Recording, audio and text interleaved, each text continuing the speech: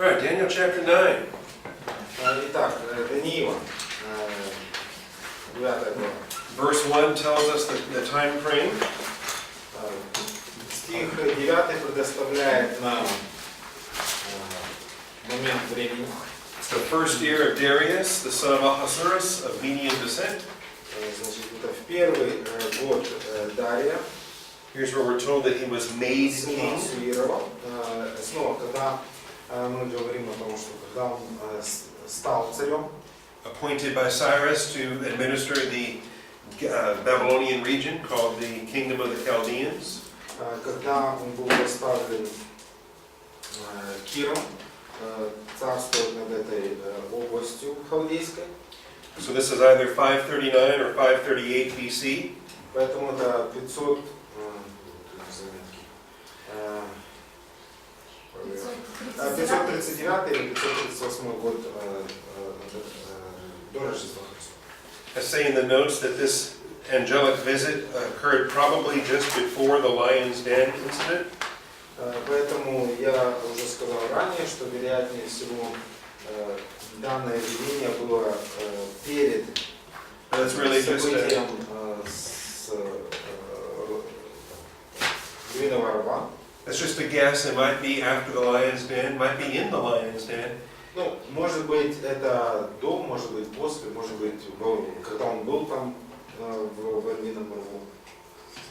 And lately, I think maybe it was shortly after the lion's den.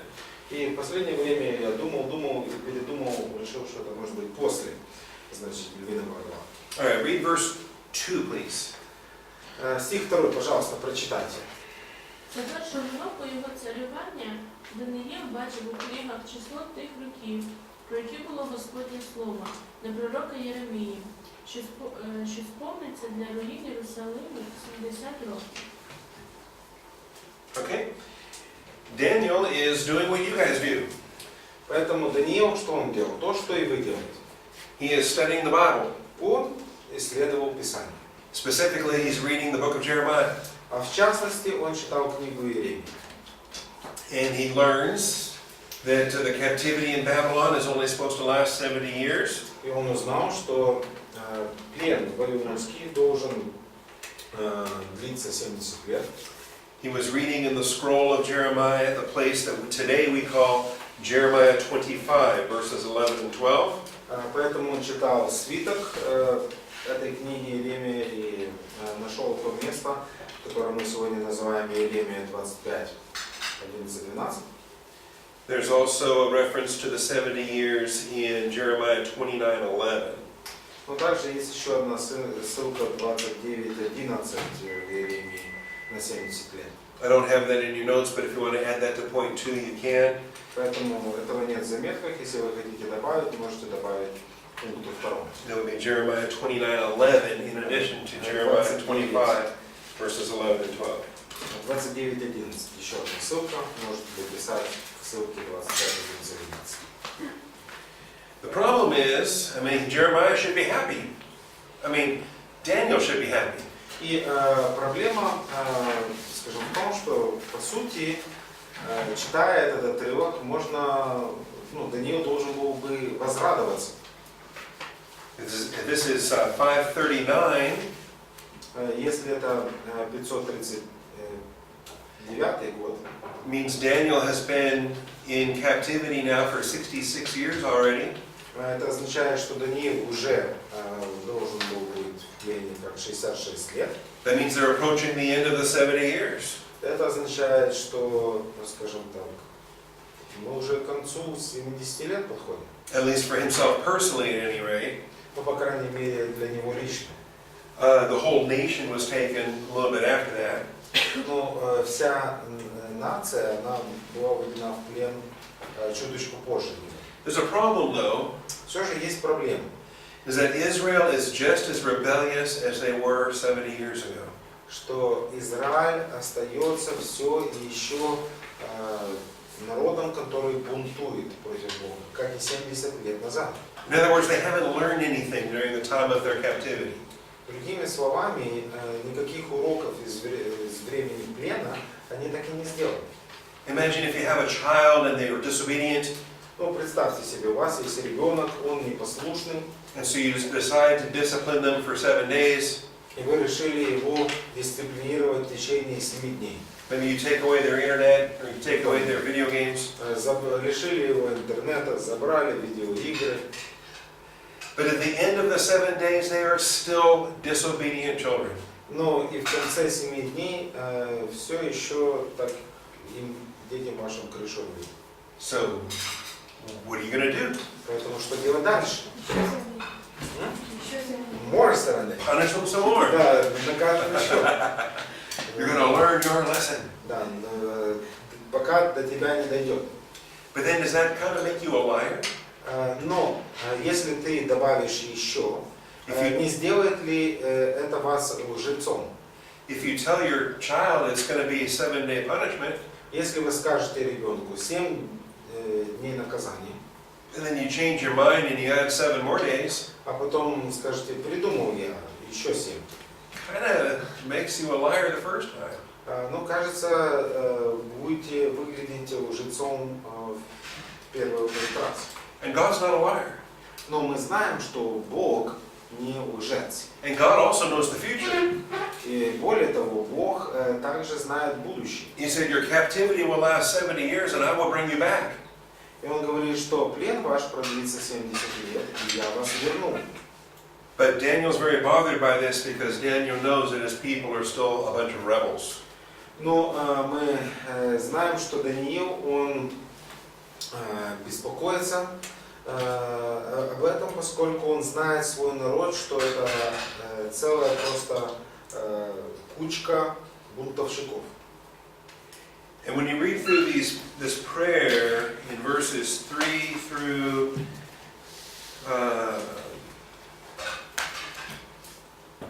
all the way down 3 through 19. Поэтому, когда мы читаем эту молитву с 3 по 19 стихи, Daniel is praying and he's pouring out his heart.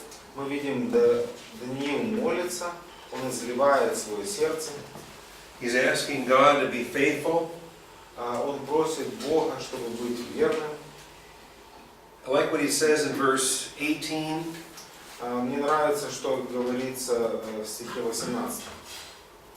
He says he wants God to act on account of your great compassion. Чтобы Бог действовал по своей великой милости. Not on account of any merits of our own. Уповая не на праведность нашу, но на Твое великое милосердие. And that's important in your prayers too, in my prayers too. И это важно, как в ваших молитвах, так и в моих. Don't pray to God and ask for something based on your merits. Поэтому не молитесь Богу и не просите, чтобы Бог дал того, что вот вы там заслужили. But go to Him in prayer and ask for His name alone. Но лучше вопиять к Богу и просить только на основании Его имени. We like to close all our prayers in Jesus' name. Amen. Нам нравится завершать наши молитвы, молим во имя Иисуса Христа. Because when we approach the Father, it's in the name of Jesus Christ. Поэтому, если мы приступаем к Богу Отцу, это во имя Господа Иисуса Христа. And so verse 19, read verse 19. Стих 19 прочитайте. И сказал: не бойся, муж желаний, мир тебе, мужайся, мужайся. Господи, услыши, Господи, прости, Господи, внемли и соверши, не умедли, ради Тебя самого, Боже мой, ибо Твое имя наречено на городе Твоем и на народе Твоем. Because He knows they don't deserve it. Потому что мы знаем, что они этого не заслужили. And yet He's going to the Father to ask the Father to be faithful to His own name's sake. Но он вопиет Богу Отцу, зная, что Бог будет верен ради собственного имени. So in your notes, I put in point 2 that Daniel was in Bible study. Поэтому в ваших заметках, пункт 2 я указал, что он занимался исследованием Писания, He was prayerfully considering the prophecy of Jeremiah. и он молитвенно рассуждал над пророчеством Евреев. And then in point 3, he undertook an intensive prayer ministry. И пункт 3 мы видим, что он сильно молился. And in 3D, he undertook to intercede on their behalf. И 3D мы видим, что он ходатайствовал за них. He takes on the responsibilities of his entire nation and prays on their behalf. Поэтому он, скажем, берет на себя вот эту ответственность за весь народ и молится к Богу от его лица. And there's this very interesting concept that I call intercessory confession. И это очень интересная такая концепция, которую я называю ходатайственное исповедание. Which we see in the book of Job.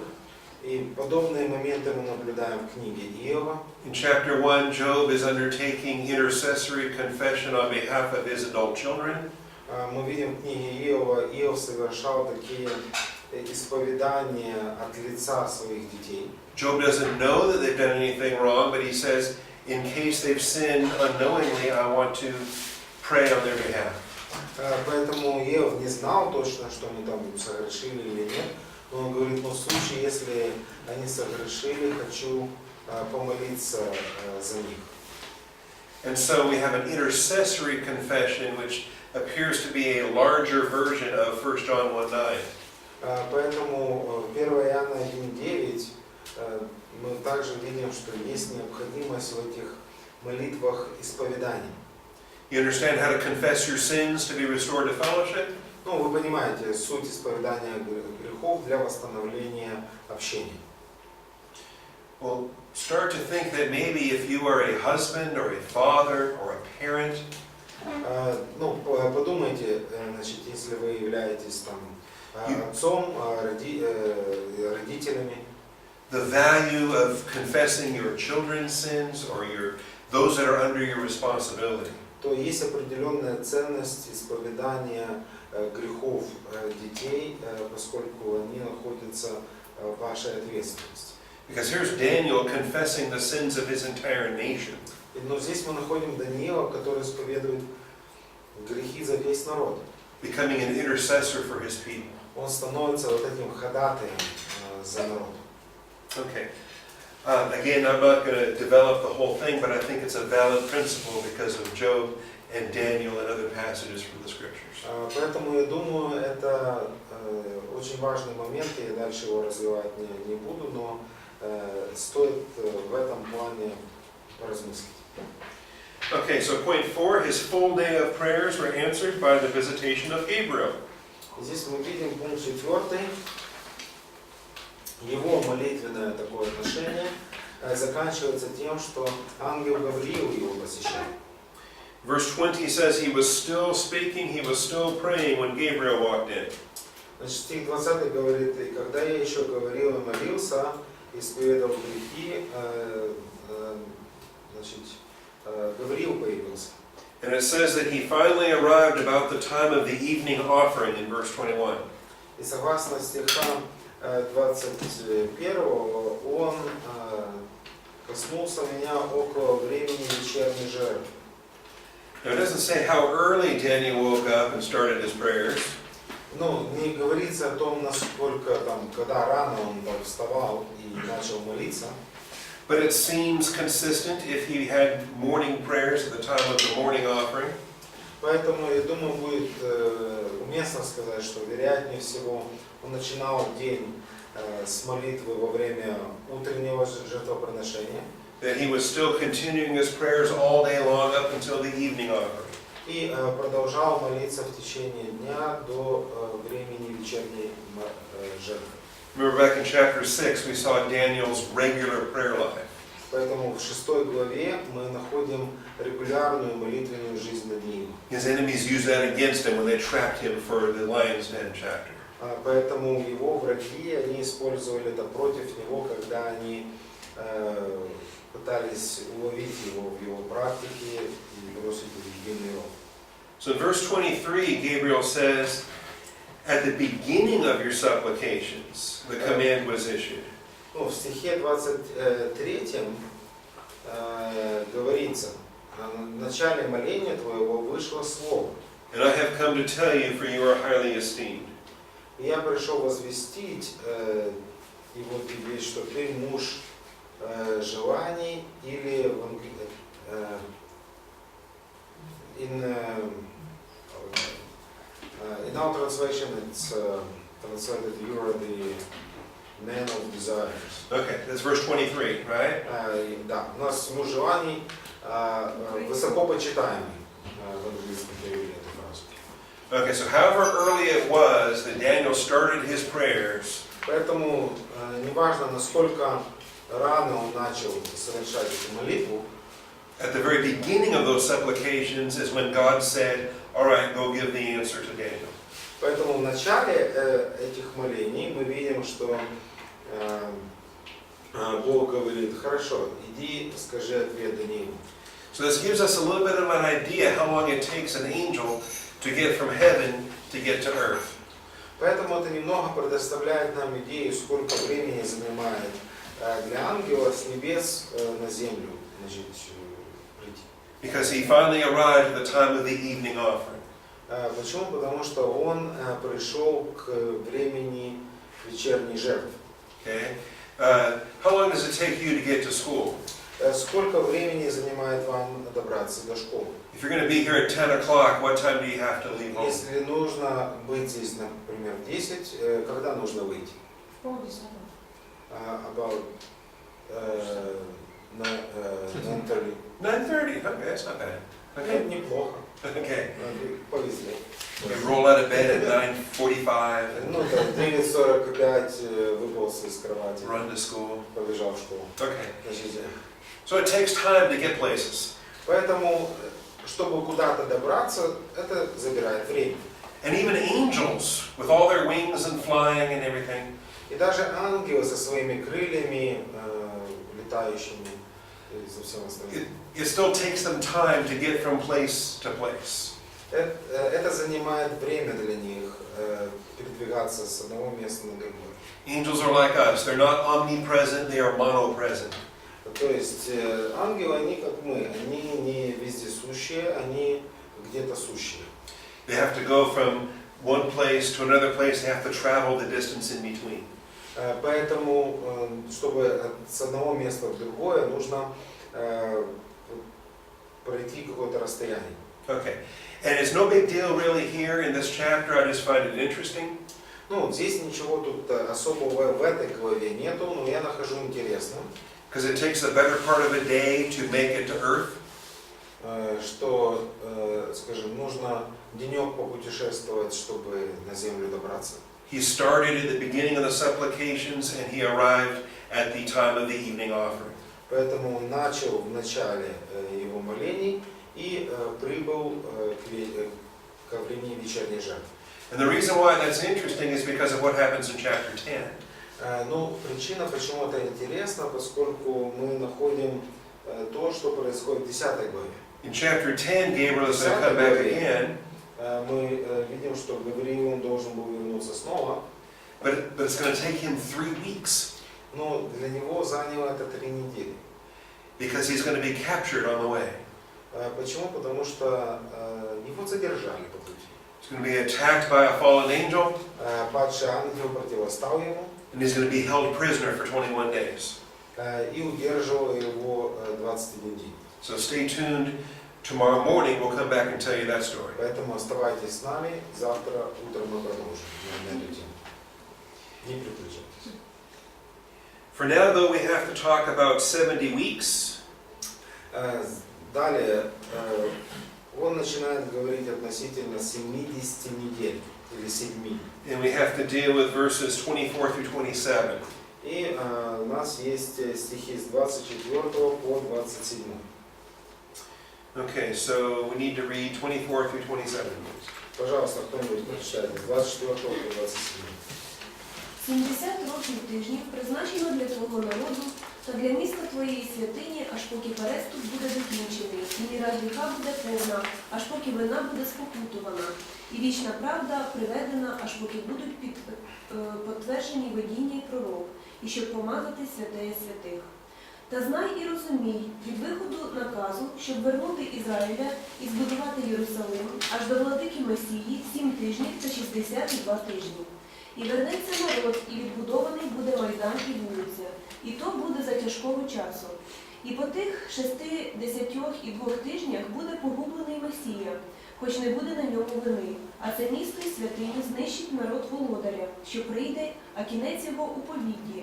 І аж до кінця буде війна, гострі спустошення. І він зміцнить заповіта для багатьох за 1 тиждень, а за півтижня припинить жертву та жертву хлібну. І на святиню прийде гидота спустошення, поки знищення і рішучий суд кари не виліться на спустошителя. Okay, thank you. Хорошо, спасибо. Have you studied this passage before? Этот отрывок раньше изучали? Is this a part of your eschatology class, maybe? Ну, часть, наверное, класса по эскатологии, Okay, dispensations, диспенсации, major prophets. главное пророчество. It comes up in a lot of different studies Этот отрывок появляется во многих разных сферах изучения. because it is a very pivotal message in all the Bible. Почему? Потому что это наиболее такой жизненно важный отрывок во всем Писании. Understand that in the Old Testament, God gives many. Remember how the book of Hebrews begins? Ну, помните, как послание к евреям начинается? That God reveals Himself in many portions and in many ways, Бог многократно, многообразно говоривший издревле в пророках, and He gives quite a variety of messages to a variety of prophets. поэтому многократно и многообразно были разного рода вести через разного рода пророков. And so Isaiah might talk about a virgin having a son. Поэтому Исаия, например, говорит о том, что дева вообще примет и родит сына. And Micah will talk about Bethlehem as the birthplace. Говорит о том, что он родится в Вифлееме. And Moses will talk about the lion of the tribe of Judah. И Моисей говорит о льве из колена Иуды. And all these prophets will give little bits of the story. Поэтому то там пророки говорят, собирая историю в одно целое. And you really need all of them together to get the complete picture. И для того, чтобы собрать картину, все эти пазлы, нужно все их вместе иметь. And even beyond the Old Testament, you need the New Testament to put it all Кроме together. Ветхого Завета, мы нуждаемся в Новом Завете для того, чтобы картина была завершенной.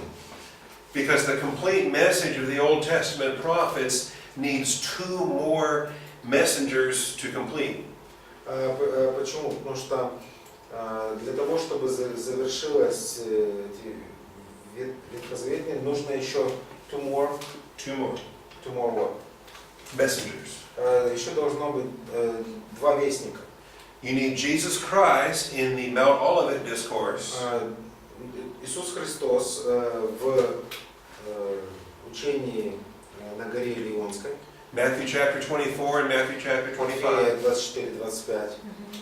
If you really want to put Isaiah through Malachi together, Поэтому если пытаться рассматривать Исаию и Малахию вместе, you really want to take Jesus' message in the Mount Olivet discourse.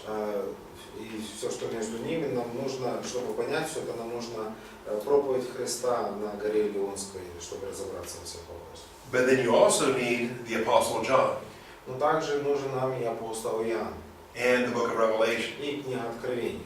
Because the book of Revelation not only closes the entire Bible, Почему? Потому что книга Откровения, она не только завершает все Писание, it serves to bring together all of the prophets from Isaiah to Malachi to Jesus. и она пытается все вот эти пророчества связать в одно целое, начиная от Малахии, Исаии и Иисуса.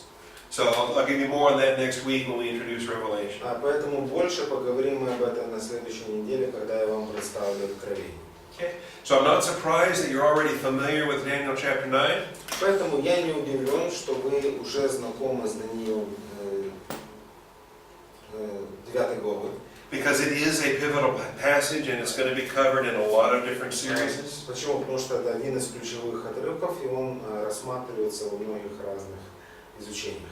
But today I want to go through it verse by verse, word by word, so that we have it in this study today.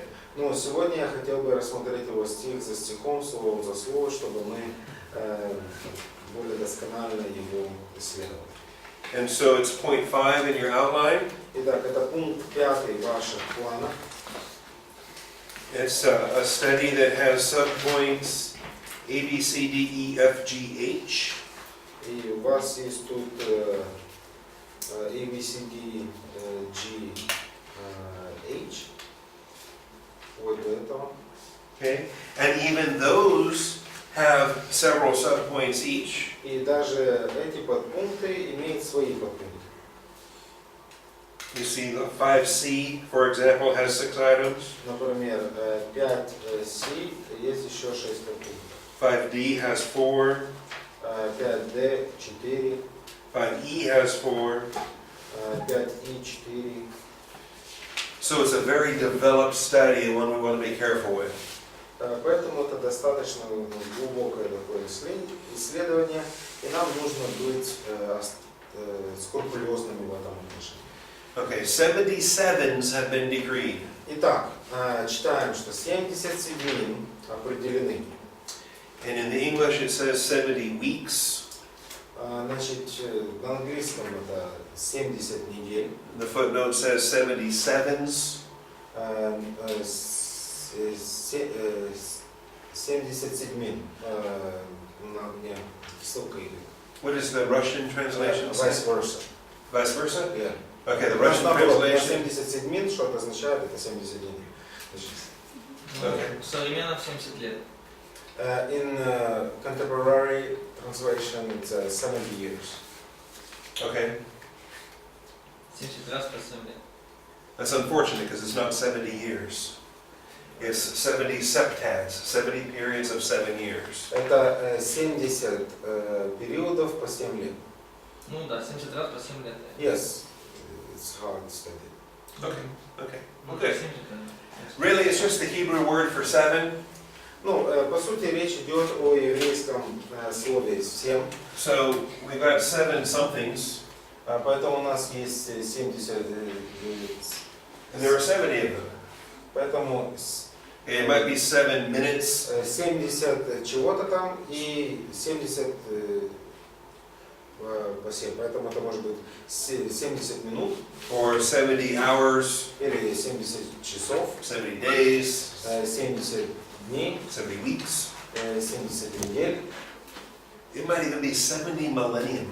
Это может быть 70 тысячелетий. That would be a long time. Ну тогда это у нас куча времени.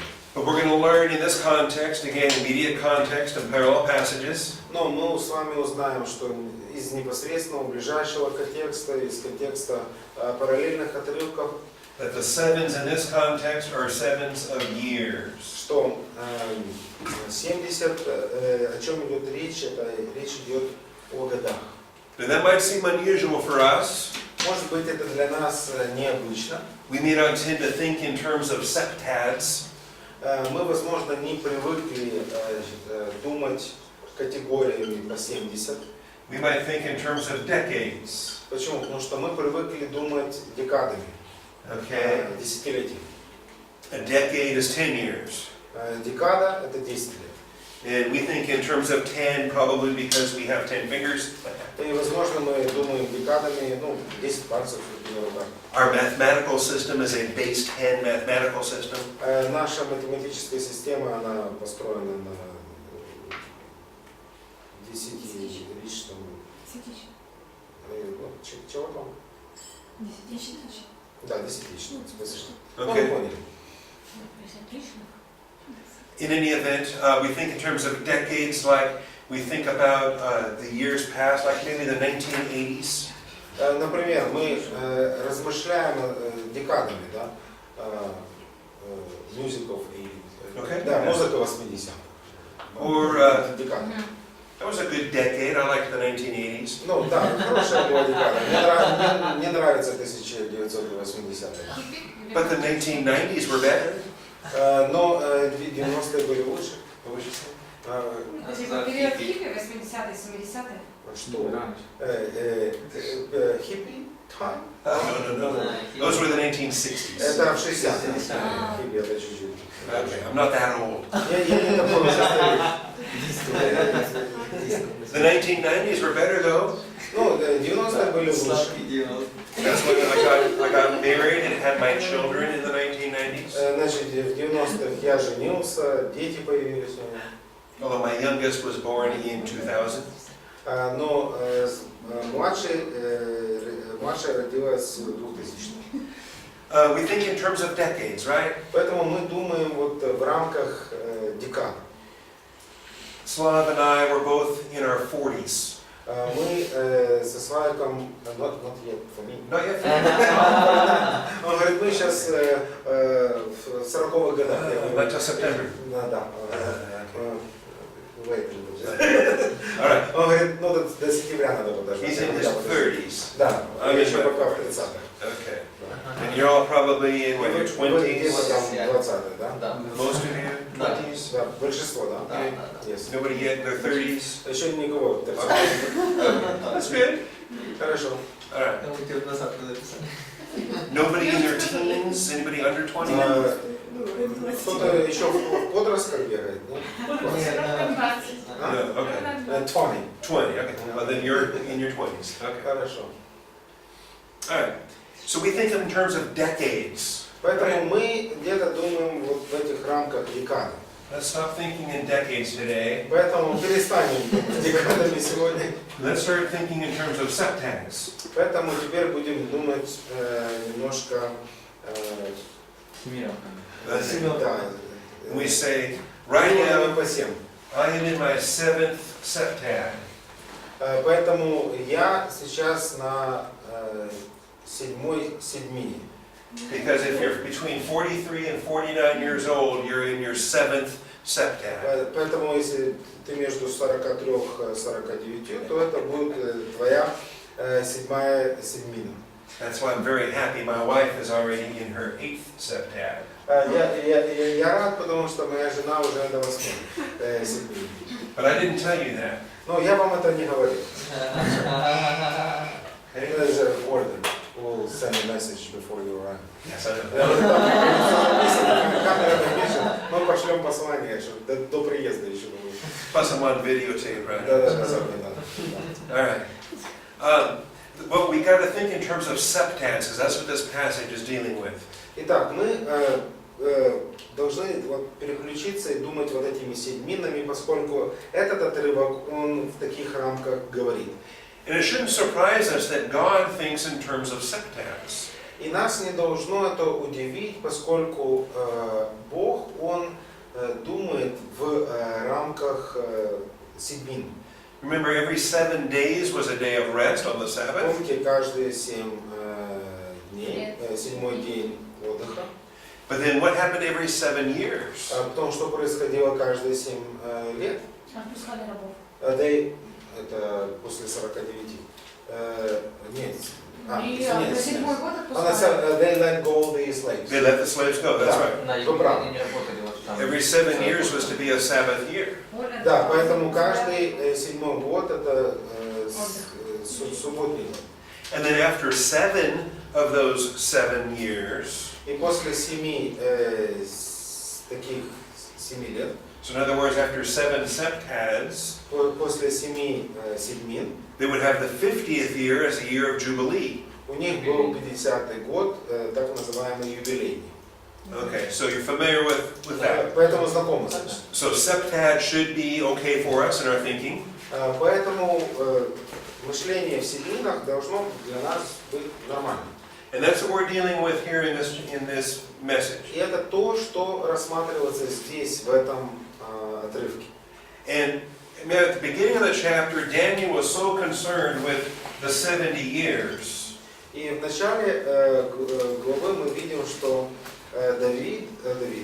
Даниил, он был обеспокоен 70 годами. He was concerned about the 70 years of captivity and going back to Israel. Поэтому его беспокоил этот вопрос 70 лет плена и возвращение назад в Израиль. And so Gabriel arrives to tell him, don't worry about the 70 years. И поэтому Гавриил пришел, говорит, ты об этом не беспокойся. Instead, I want you to know about 70 times 7. Вместо этого я тебе другое что скажу. Есть 77. Okay? Because it's a far greater message than just a captivity and a return. Почему? Потому что это гораздо большая весть, нежели плен и возвращение из плена. We have the eternal promises of fulfillment in the kingdom of heaven. Поэтому у нас есть вечные обещания, исполнения в небесной сфере. Remember, on Monday, I think we spoke about Persia that let them return to the land with Zerubbabel, Ezra, and Nehemiah. Помните, мы говорили с вами при правлении персов, им было разрешено вернуться в свою землю при Зоровавеле, Неемии и Ездре. And really, that's what happens at the end of the 70-year captivity. И это, по сути, что произошло в конце 70-летнего плена. But it's a far greater return at the end of the 70 times 7. Но будет возвращение гораздо большее в конце 77. When Jesus Christ regathers all of Israel into the land, He gathers them from the four corners of the earth. Когда Иисус Христос соберет весь Израиль, и они соберутся от всех четырех ветров. Every Jewish person on the planet is going to be gathered into the land of Israel. Каждый еврей будет собран, и они соберутся в земле Израиля. He will send forth His angels to gather them and bring them into the land. Он пошлет ангелов своих, и они соберут их со всего лица земли. When Zerubbabel led them back, they walked. Поэтому, когда Зоровавель, он их вел назад, они ходили пешком. They didn't have the angels carrying them. Ангелы их не носили. And it wasn't all the Jews from all over the world. И не все иудеи со всего мира вернулись. It's actually pretty sad. И в действительности весьма печально. Even if you add up all the numbers that came with Zerubbabel and Ezra and Nehemiah, Если всех суммировать, которые пришли при Зоровавеле, Ездре и Неемии, it was a relatively small number of Jews that returned. относительно очень малое количество иудеев вернулось в свою землю. In fact, more Jews preferred to remain in Babylon than return В back to Israel. действительности большая часть предпочла остаться в Вавилоне, нежели вернуться. So, understand that the 70 times 7 message is designed to be a great encouragement to Daniel. Поэтому вот эта весть о 70 седьминах должна была быть большим ободрением для Даниила. And it's a much greater message than the return under Zerubbabel. И это гораздо большая весть, нежели возвращение при Зоровавеле. Okay. They have been decreed. Итак, значит, у нас написано 70 седьмин определены, или же в английском это как издан был указ, то есть было утверждено. Do we know what a decree is about? Actually, I made a comment because in our translation it is translated as appointed. Appointed, okay. But I said in English it's decree, it's confirmed Okay. statement. In other words, God has designed this in His plan, Поэтому мы видим, что Бог, Он все это усмотрел в своем плане. and it will happen the way He designed it to happen. И то, как Он запланировал, это точно произойдет. But there are many decrees in this text, and we want to be careful as we handle each one. Поэтому есть очень много здесь, в этом тексте, этих декретов, которые должны произойти. Because if you'll notice in verse 24, it says 70 septads have been decreed. Потому что в стихе 24 мы видим 70 седьмин определены. But then we read in verse 25, Потом в стихе 25 you are to know and discern that from the issuing of a decree. Итак, знай и разумей с того времени, как выйдет это повеление. So we have a verse 24 decree. Итак, мы видим стих 24, там издается, указание дается. And a verse 25 decree. И стих 25 тоже есть указание. In verse 25, the decree is to restore and rebuild Jerusalem. Поэтому в стихе 25 там декрет какой? Восстановить Иерусалим. Okay. Then in verse 26, Далее в стихе 26, when we talk about the destruction of the city and the sanctuary, когда речь идет о разрушении города и святилища, it says its end will come with a flood and there will be a war. написано, что конец придет как потоп и будут войны. Then it says desolations are determined or decreed. И снова же говорится о том, что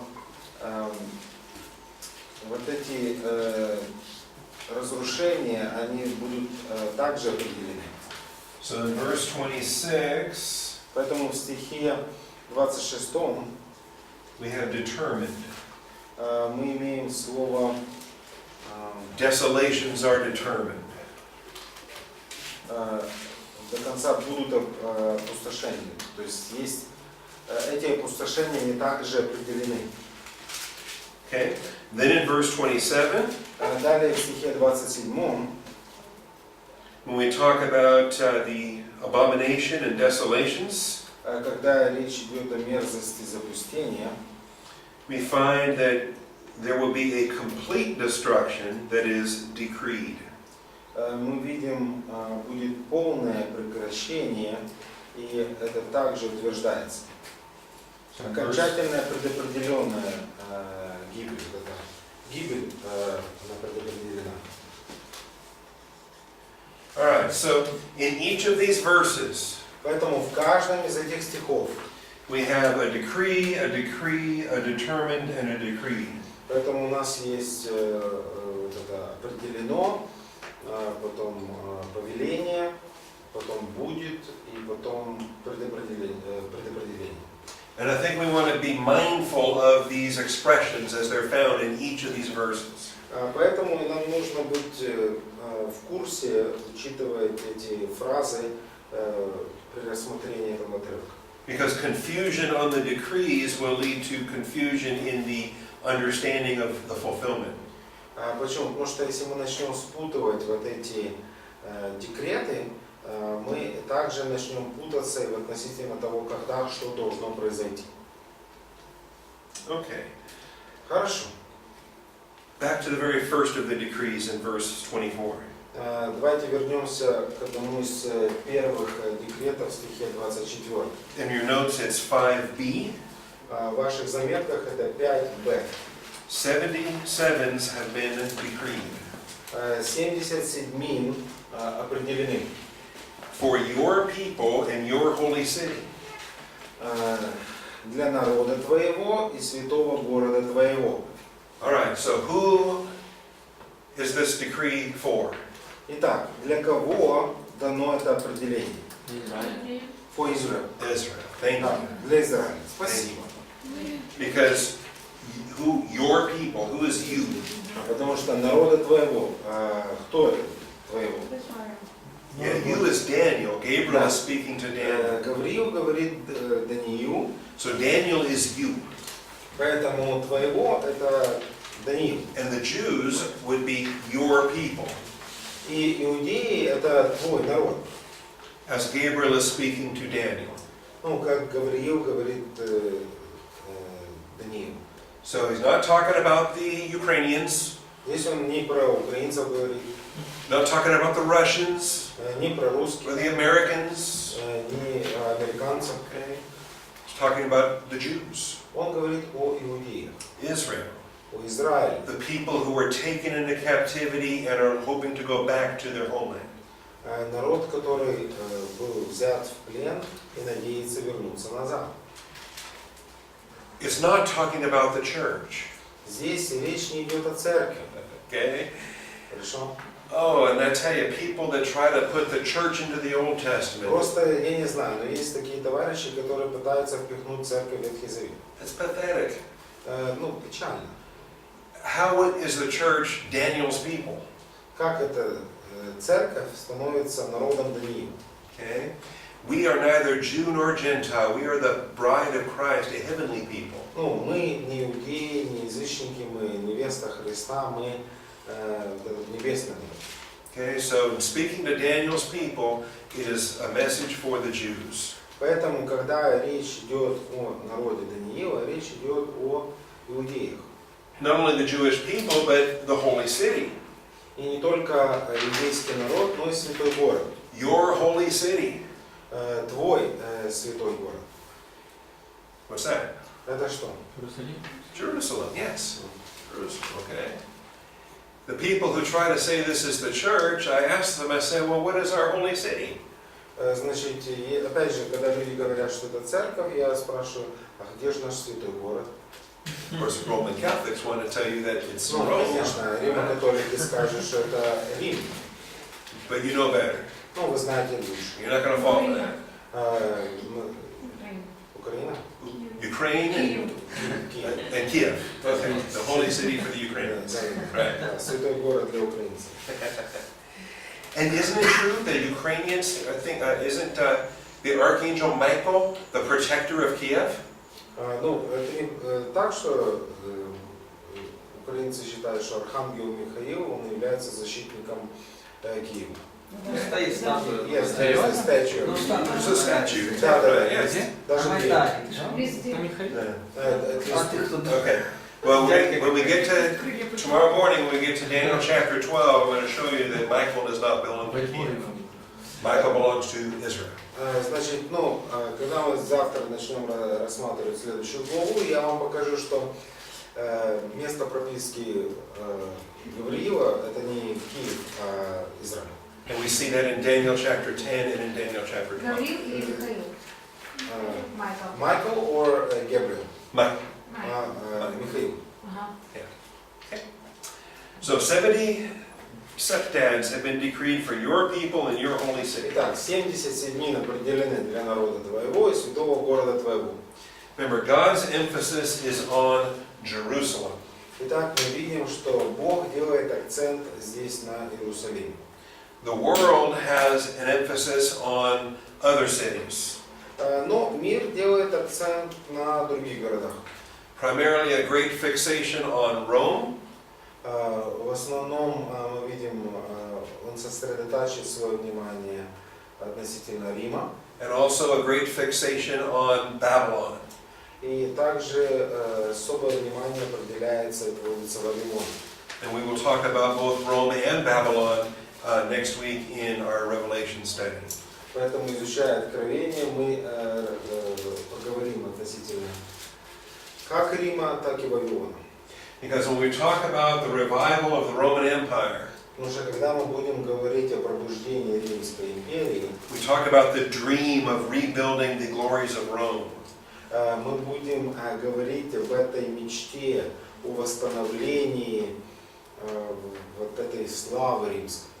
We start to understand that this is a dream that the Gentile world powers have always kept alive. Поэтому мы начнем понимать, что речь идет о этих языческих силах, которые попытаются все это дело возродить. From Charlemagne and his Holy Roman Empire, Шарлемейн со своей святой Римской империей. It was not Roman, not holy, not an empire, yeah. Я говорю, святая Римская империя, но по сути его ни святой, ни римский не империя. Or what was Napoleon doing, trying to conquer all Europe? Наполеон, его попытки также завладеть большими территориями. What was Hitler doing with his Third Reich? Что Гитлер пытался сделать со своим Третьим рейхом. And even after Rome fell, Constantinople called themselves the Second Rome. Также, когда Рим пал, Константинополь, он также себя возомнил вторым Римом. And after Constantinople fell, И после Константинополя Moscow called themselves the Third Rome. Москва рассматривает себя как Третий Рим. Because the Gentile mind is trying to keep the glories of Rome alive. Почему? Потому что языческий разум, он пытается, скажем, оживить вот эту бывшую славу Рима. And I think that's part of Satan's plan as he is working towards defeat. Я думаю, что это план сатаны, когда он все выстраивает, чтобы эти пальцы появились. But God's dream is not Rome, God's dream is Jerusalem.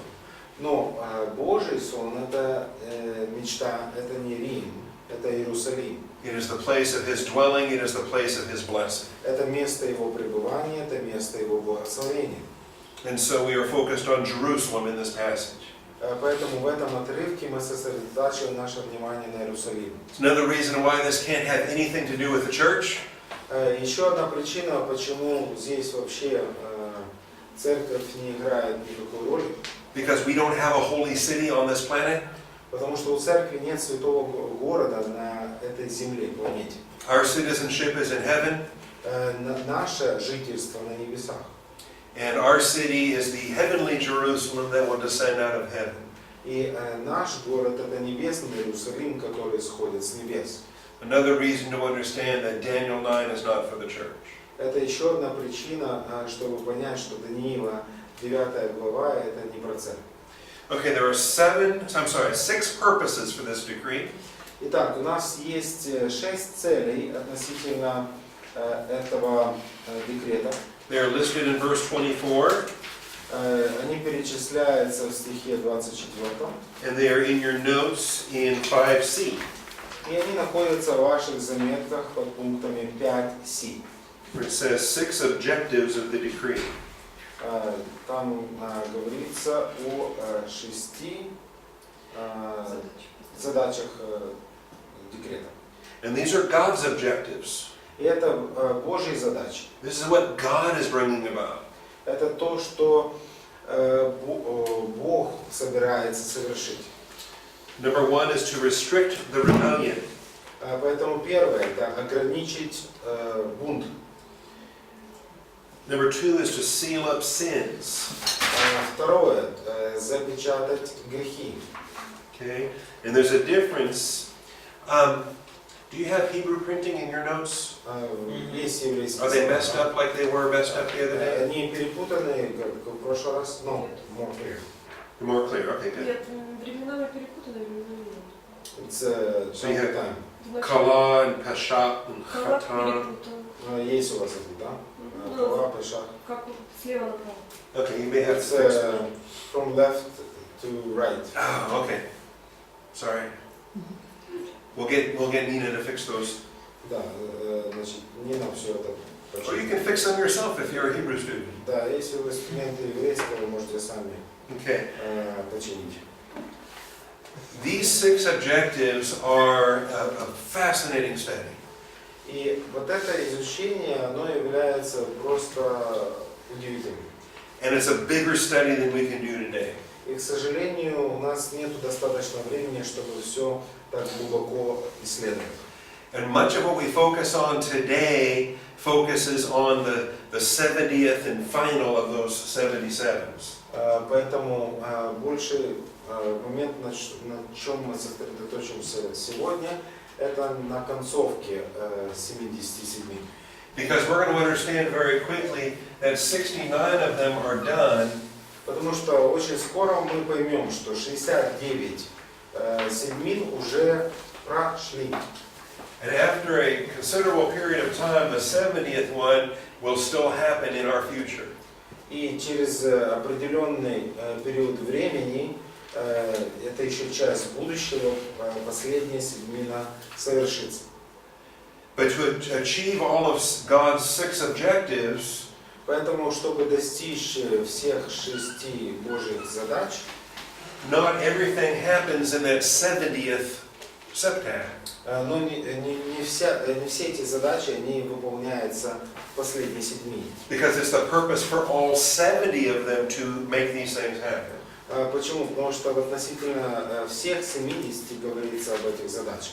And the process for much of this takes place in those first 69 of the 70. И некоторые эти задачи, по большей своей части, они уже осуществились в первых 69 седьминах.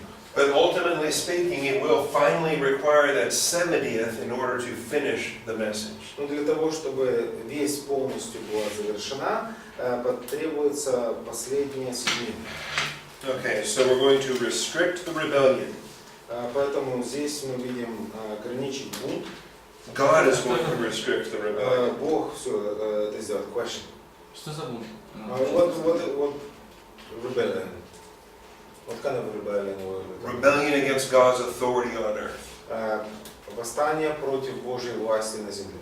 Okay, which is exemplified in the Jewish nation, которое нашло свое олицетворение в иудейском народе, but it's also exemplified in all the Gentile nations around the world. и также нашло свое отражение в языческом мире. Mostly, though, we're dealing with Israel in this context because it's for your people in your holy city. Ну, по большей части, когда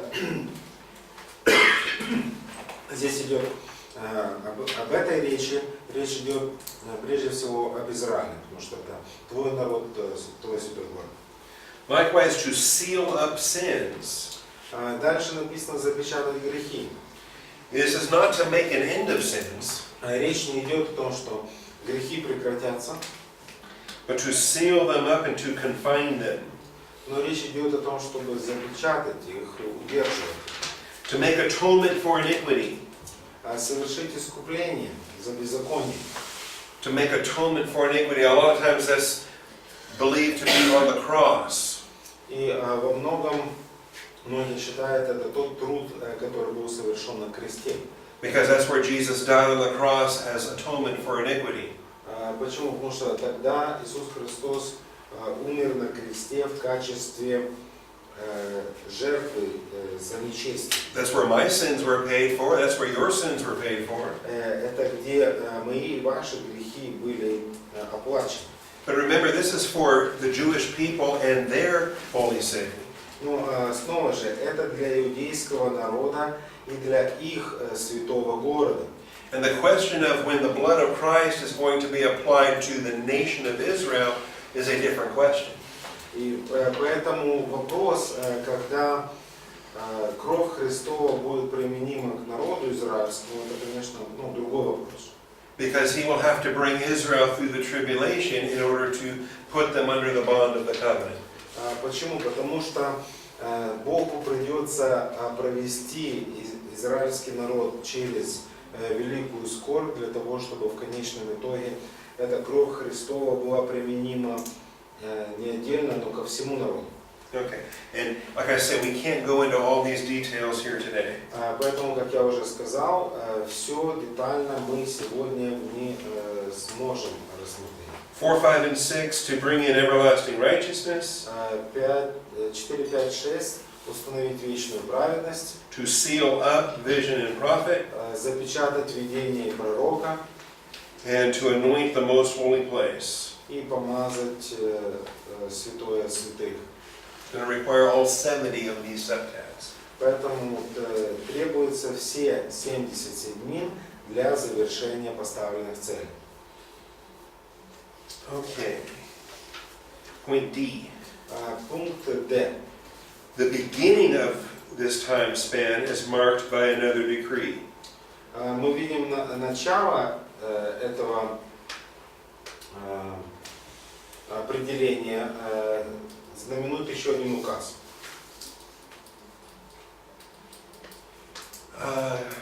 Okay, real quick. We have a decree in verse 25. Итак, мы видим вот это определение или декрет в 25 стихе. And this marks the beginning of the 77s. И там мы наблюдаем начало 77.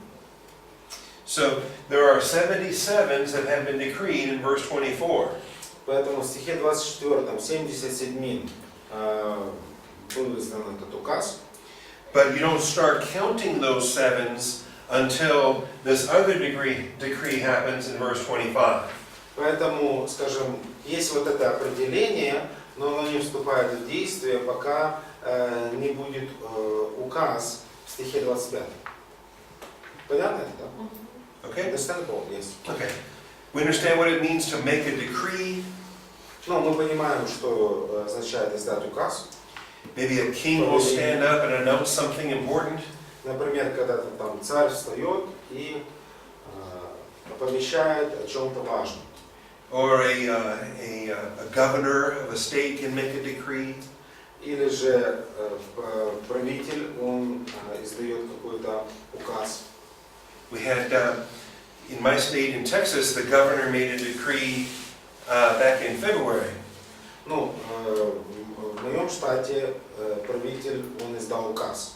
To honor the birthday of the, did you see the movie American Sniper? Видели фильм «Американский снайпер»? Okay. And Chris Kyle was the American sniper and he was killed. Крис Кайл, он был американским снайпером, был убит. But his birthday was in February of this year. His birthday is in February. И его рождение, оно в феврале. And he was born in Texas. Он был рожден в Техасе. And so the governor of Texas made a decree on that day. Поэтому в этот день правитель Техаса, он издал указ. And he stood up and said, "Today I decree is Chris Kyle Day in Texas." Поэтому он встал и сказал: сегодня я объявляю днем Криса Кайла, его днем в нашем штате. Okay. And that's what a decree is. Ну, это то, что собой представляет указ или декрет. And it has as much authority as the maker of the decree wants it to have. И он столько имеет власти, ну, какую власть предпишет данному установлению его даять. Some decrees are kind of silly. Ну, некоторые декреты, они немножко так смешные. If the month of May is National Yogurt Month, Значит, если, например, май месяц, это будет национальный день, месяц йогурта. okay, you might say, well, I'm not going to participate in that. Ну, вы можете так подумать, ну ладно, значит, участвовать в этом дне. But if June is National Bacon Month, Но если бы июль, он был национальным днем бекона, ooh, I'm going to participate in то that. это ж сало сыра. All 30 days, huh? То все 30 дней. Ну, что в беконе там же самое. I said, we love lard. So I said, lard is power. And I said, well, in bacon there's some parts of lard. So Okay, yeah. there's a connection. Okay. I like it. Да, связь есть. All right. So there's going to be a decree that's going to be made. Поэтому здесь мы видим, будет издан указ.